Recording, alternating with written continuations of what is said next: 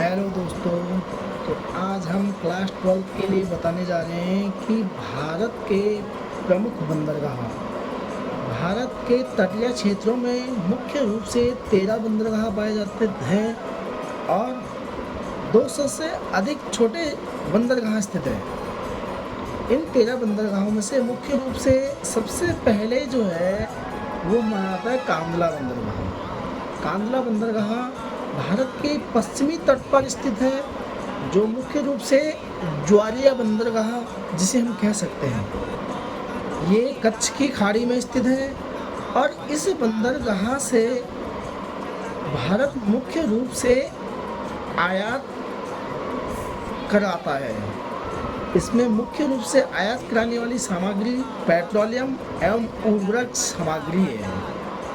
इसकी स्थापना भारत के अंतर्गत 1950 ईस्वी में की गई। उसके बाद हमारा आता है दूसरा बंदरगाह। ये भारत का सबसे बड़ा प्राकृतिक बंदरगाह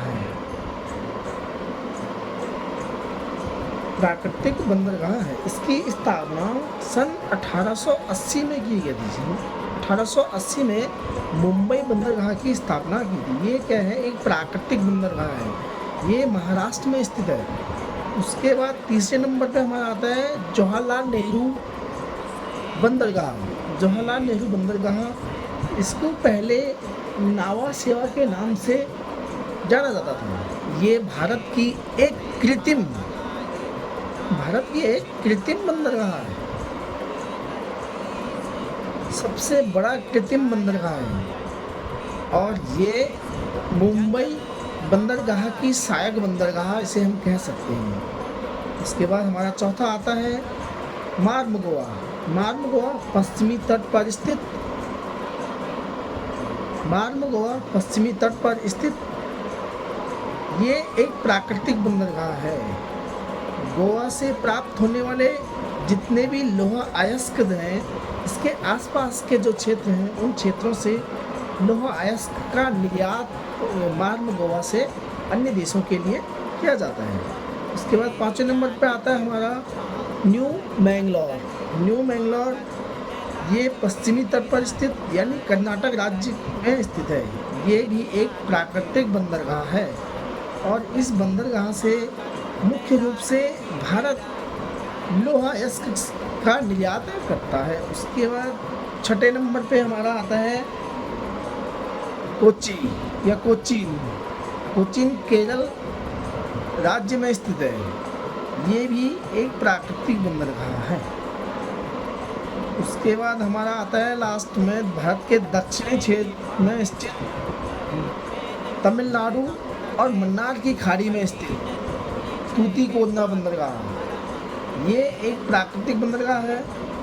यह छिछली बंदरगाह है, जहाँ जहाज मुख्य तट से कुछ किलोमीटर पहले ही रुक जाते हैं और इन जहाज़ों से अनेक प्रकार के छोटे एवं बड़े सामानों का आयात और निर्यात किया जाता है।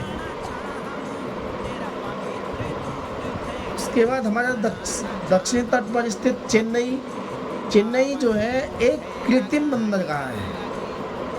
चेन्नई हमारी एक कृत्रिम बंदरगाह है और कृत्रिम बंदरगाह होने के साथ साथ ये सबसे पुरानी कृत्रिम बंदरगाह है। उसके बाद तमिलनाडु में आता है एनोर बंदरगाह। एनोर बंदरगाह भी एक कृत्रिम बंदरगाह है। ये चेन्नई बंदरगाह की सहायक बंदरगाह इसे हम कह सकते हैं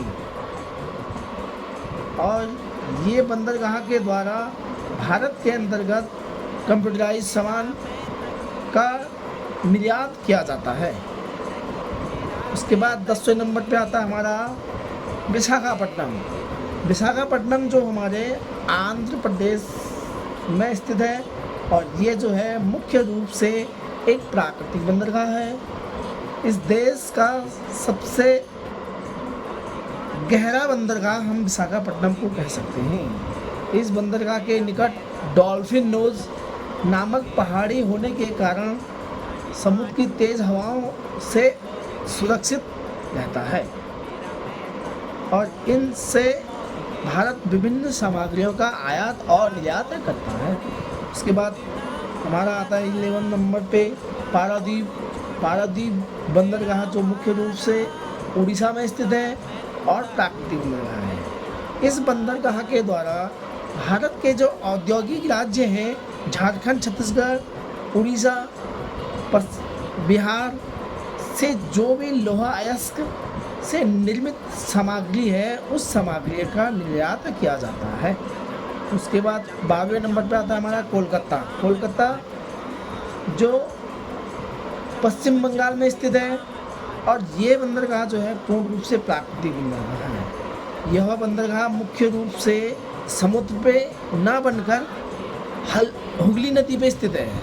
ये जो कोलकाता बंदरगाह है ये कोई समुद्र पर स्थित नहीं है, ये हुगली नदी पर स्थित है। और हुगली नदी वही नदी है जो उत्तराखंड से निकलते हुए विभिन्न राज्यों से होते हुए यहाँ तक पहुँचती है। इस नदी पे